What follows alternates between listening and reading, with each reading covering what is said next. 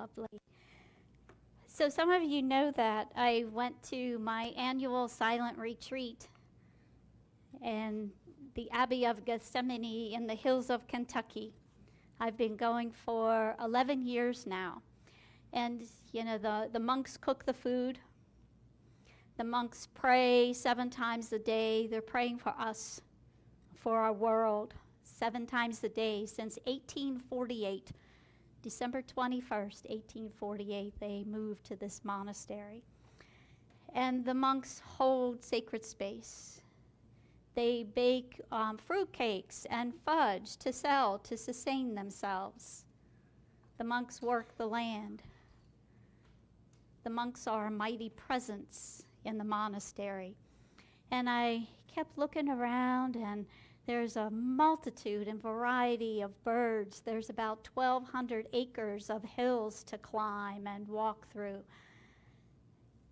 And as I sat in the garden and watched the birds come and go, I noticed something. There wasn't a single squirrel in the entire area. In 11 years of only seeing one squirrel. And the reason is they are all chipmunks.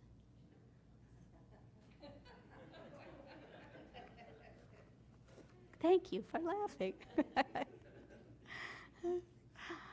If you've ever been by my office, there's a hanging on the door that was gifted to me on the time of my ordination by a beautiful soul who saw a minister in me long before I ever saw that in myself. So I treasure it. Read it when you go by. The words are this: Lord, make me an instrument of your peace. Where there is hatred, let me sow love.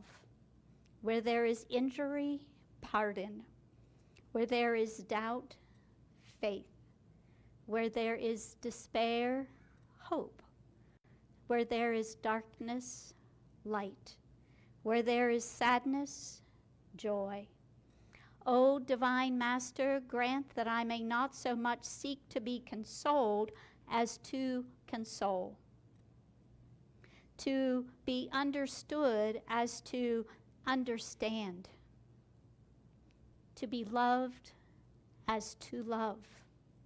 For it is in giving that we receive, it is in pardoning that we are pardoned, it is in dying that we are born to eternal life. Most of you will recognize that as the words of St. Francis' prayer for peace. So when I was feeling inspired by this talk title, Make Me an Instrument, I immediately began to think about the instruments that I have played in my life. There was a long period of time that I sat at a piano as a young girl, and I practiced, and I practiced, and I practiced, until my piano teacher suggested to my parents that they might spend their money in better ways. Heartbreaking. And there was the summer that I plucked the strings of a guitar until they bled. Only when summer ended and it was time to go back to school, I had raw fingers, but I still couldn't tell one chord from another. So I put the guitar away. So whether it's a guitar, a Rachmaninoff composition, Yo-Yo Ma on the cello, or a master violinist from years ago, my heart skips a beat when I hear the strings. So I started to think about how these beautiful instruments of music are made. And this is what these instruments that uplift our spirits to a point of passion. Those instruments that stir us to deep feelings of love, that these instruments that take us places that draw tears from our eyes. They touch us so deeply. So what I learned about this violin, the process is so complicated and complex and so lengthy. There's not one, not two, but 3 different varieties of woods that are chosen to create a violin. Each are handmade, and it's the precise eye of the violin maker that creates that beautiful sound that comes from them. The way they carve and shape the wood at certain parts of the violin to create that beautiful sound. The way they mold the violin together, the front, the back, the sides, the neck. And how beautifully and lovingly they pour themselves into creating that finished instrument. The carving and the shaping makes each instrument unique and a slightly different sound. It's a very personal experience to choose a violin, and yet each instrument contributes to that symphony. It's very personal to have a violin, so Lord, make me an instrument. So you, everyone here, every one of us walking this planet are a unique and beautiful instrument made to perfection by our source, by the divine. Genesis tells us that it went something like this. So God created mankind in his own image. In the image of God, he created them. Male and female, he created them. And God saw all that he made, and it was very good. And there was the evening and the morning of the 6th day. You and I, we are created in the image and likeness of our source. In the New Testament, the book of 1 John tells us that God is love. 3 words, very simple, all encompassing the idea of God. God is love. You are made in the image of God, which is love. You are made of love, for love, and to be love. If you ever have any doubt about your purpose in this life, just go back to that. You are here to be love. So take that in. Let it fill your heart and let it fill every cell of your being. You are love. Take that in and let it be the very air that you breathe. Take that in. You are love. Let that take your breath away to think that you are love. You are the finest instruments that we could ever know because we are made of God. We are made of the best qualities and characteristics of God. Look around. Do you see that? Do you know that for yourself? If you don't know that for yourself, it's only because we have forgotten. And we forget frequently. Make me an instrument. Make me an instrument of your peace. Where there is hatred, let me sow love. Let me be the one to be love. Love is naturally what we sow. Love is naturally what we put out. Do you ever watch a child? One of the young men in our morning meditation was telling me about his 2-year-old. Their love. That's all they know to be. They have to be taught to be something other than love. They are pure, perfect love. And we are told, unless you become like a child, you shall not enter the kingdom of heaven. So be that love. We cannot help but be the presence of love.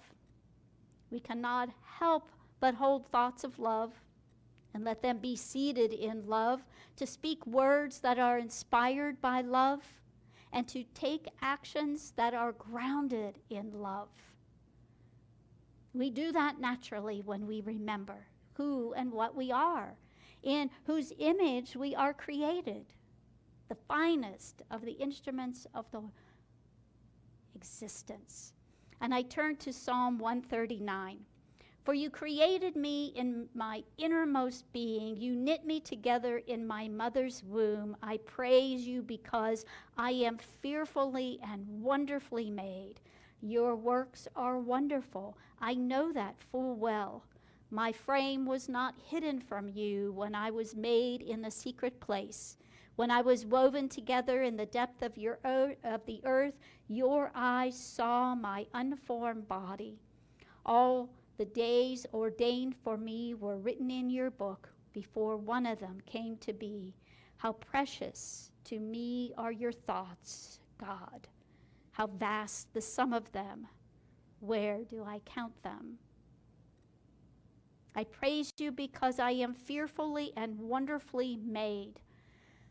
I don't know about you, but thinking that I was fearfully made, I wasn't real cozy with that idea. So I went to my Webster's dictionary, and way down at the bottom, the last definition of fearful is in awe. In awe. You and I are made in awe and wonder.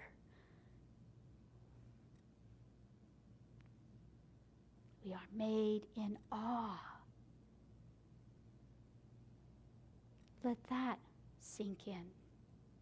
Have you ever felt the sense of awe when you looked at a sunset setting over the horizon or rising on a new day?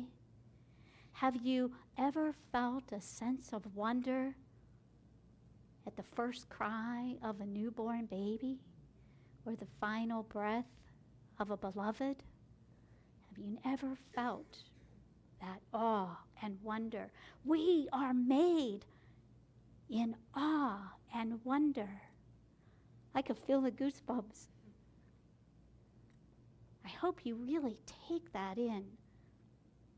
And we are made an instrument of the most heavenly high, of the best there is. Can you feel the impact of that on right now, right here, that you are an instrument?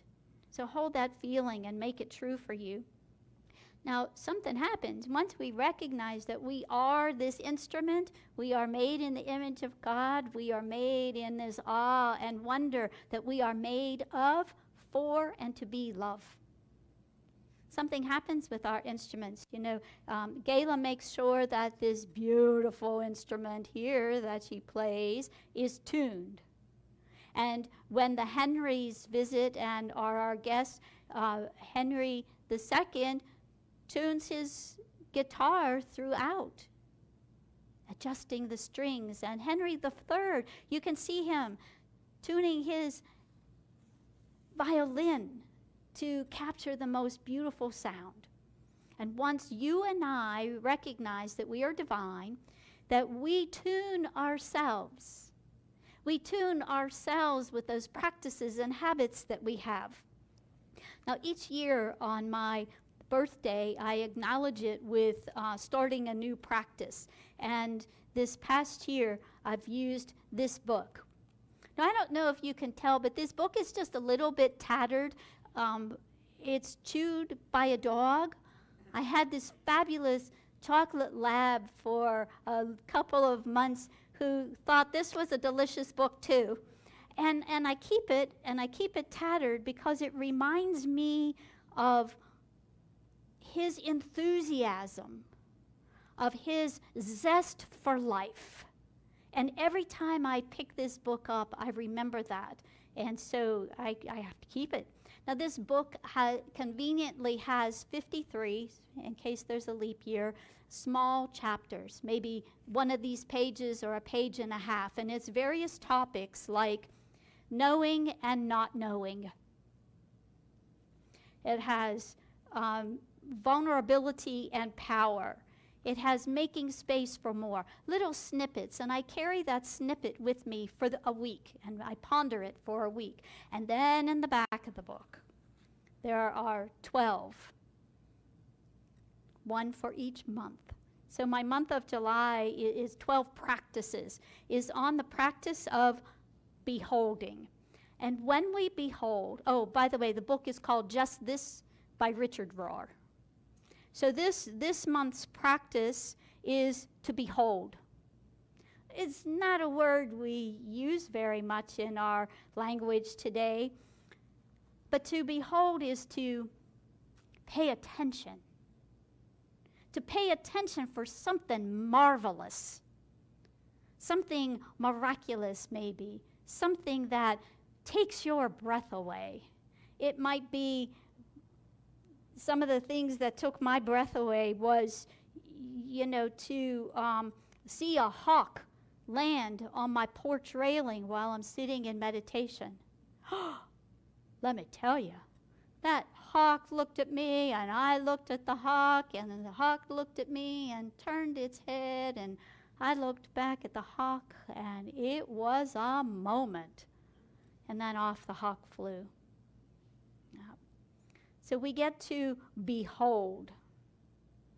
We behold the buds of new flowers in the spring, full moon rising.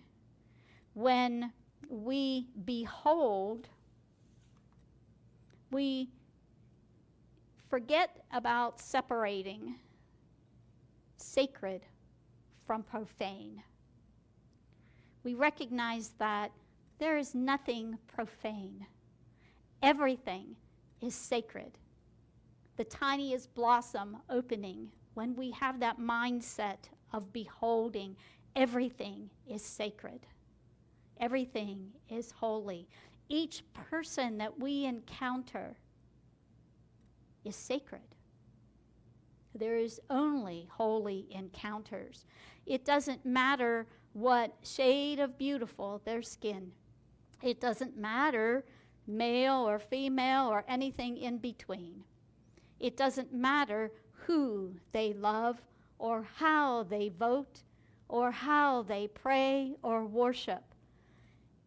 When we are in a mindset to behold, all of those markers that we use to sort and divide and separate us one from another evaporate.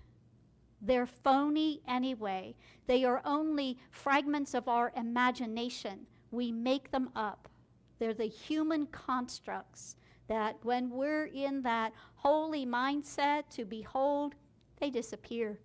So whether that person carries papers or not. And if you are in this chapel or at home and you see what happens to our brothers and sisters who tend to be of a certain shade, who speak a certain language, and if you are disturbed by what you see, good. We probably should be. We should be disturbed by seeing brothers and sisters of the same source, of the same God, being stripped of rights. I hope that you are disturbed enough to write and text and call and stand and speak and hold space, that we rise to a higher consciousness, that we no longer see those things that divide and separate, that we see only the pureness and beauty of a soul created by the same source that created me. That's what we get when we behold. It doesn't matter if they carry a piece of paper that says they're a visitor or a citizen. It's not virtue of a paper, but by the pure act of breathing life, we are one with them. And we are told to treat our brothers and sisters as we would want to be treated, to love our neighbors, to welcome the stranger, Now I hear people say, well, they came into our country illegally. Well, they came into our country to flee hardship, to flee persecution, to flee a horrible life. And guess what? Coming into the United States of America without proper papers is a misdemeanor, punishable by fines and community service, not imprisonment into alligator Alcatraz. So please be disturbed and then take action to do what is yours to do. And when we live into the truth of who and what we are, then we are empowered, we are courageous, we are strong enough to see that every single other being is that same beauty, is that same grace, is the same as us when we remember the truth of who we are. So Susie, Pat,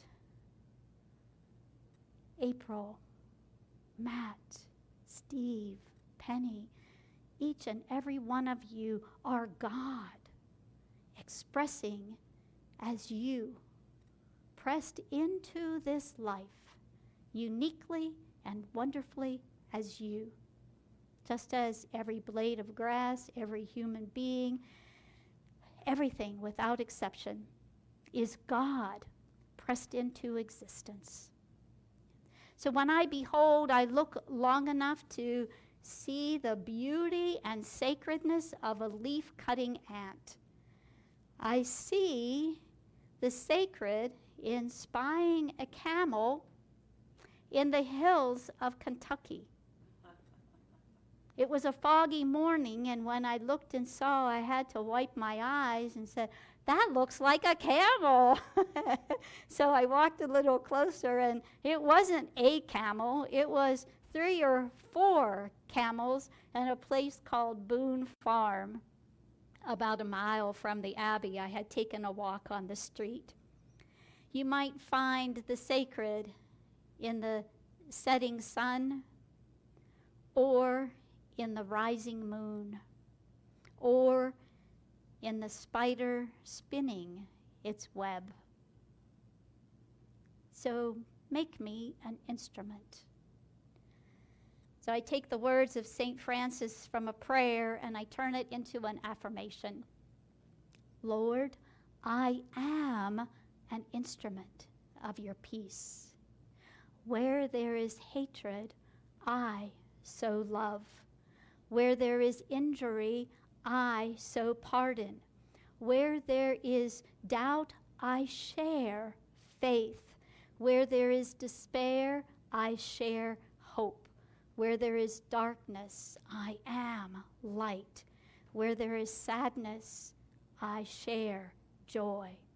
So repeat these words after me, if you will. I am an instrument. I am an instrument of peace. I am an instrument of peace. Where there is hatred, I sow love. Where there is hatred, I speak love. Where there is hatred, I stand for love. And where there is hatred, I am love. Where there is hatred, make me an instrument. So what instrument shall you be? What instrument will you be, and what music will you play? So whatever instrument, whatever music you play, remember the words of 1 Corinthians 16:14. Those of you who are here, remember it well. Let's speak it together. Let all you do be done in love. Namaste.